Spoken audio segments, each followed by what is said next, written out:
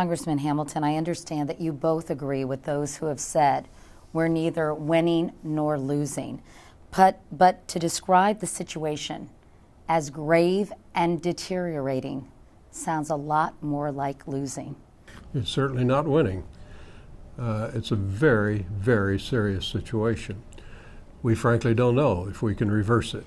We think there's a chance to reverse it, and we think we ought to put an enormous effort forward to try to reverse it. Is it possible, Congressman, that even if all 79 recommendations are implemented, this thing is lost, that we could be at the point of no return? Well, it's certainly possible. I really don't think it's likely. If we were to take these recommendations or some of the others that will come forward here and implement them effectively, then I think we've got a reasonably good shot at stabilizing Iraq today. But you cannot ignore the possibility that the whole thing could come apart.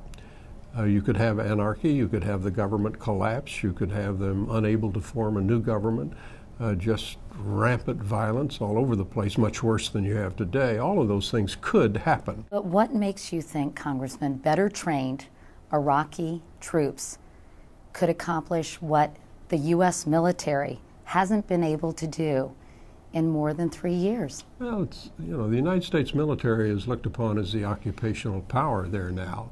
If the Iraqis develop a solid, professional, national army, an institution with really firm foundation, then I think that country has a chance.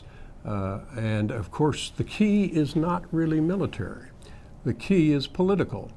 You cannot solve this problem militarily. You have to get a political solution. If you get a political solution at the top, you'll see a lot of things fall into place, including an effective military. So are you both saying what President Bush said last week in Jordan, that U.S. forces will remain in Iraq as long as the Iraqi government wants them to, is wrong-headed?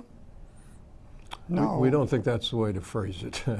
We think that America must control America's deployment of America's forces and not leave it up to the Iraqi government to determine how long American forces are going to be there. But the president did make that guarantee. He did make that guarantee, and I think he misspoke. We cannot turn over the control of American forces to the Iraqi government.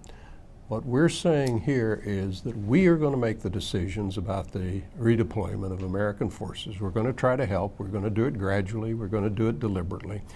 By the first quarter of 2008, we want all combat forces out of there except those necessary for the protection of our troops.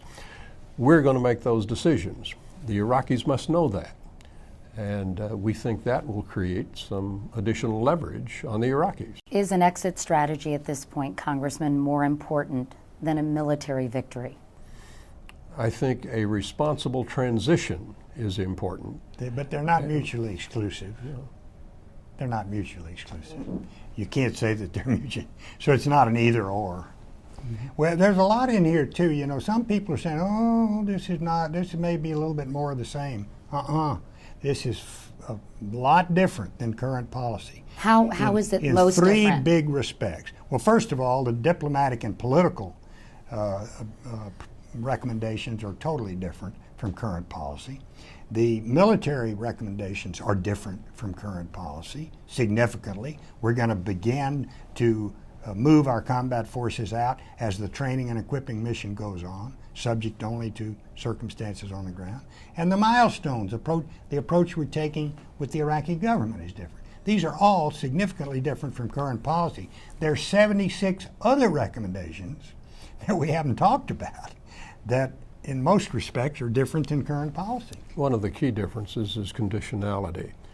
Our aid that we give to Iraq over the past several years has just been given to them with no guarantee of performance on their part. What we're saying in this report is a kind of a tough conditionality. You've got to perform. You've got to achieve these milestones in national reconciliation and security and in providing basic services to people. And if you do not, we're going to come out of there. We're going to reduce our commitment. But conversely, if you do, our commitment will be prolonged. Don't you say that in essence? We do. We make the converse statement of what I just said. If they perform, meet their milestones, we're going to keep helping them.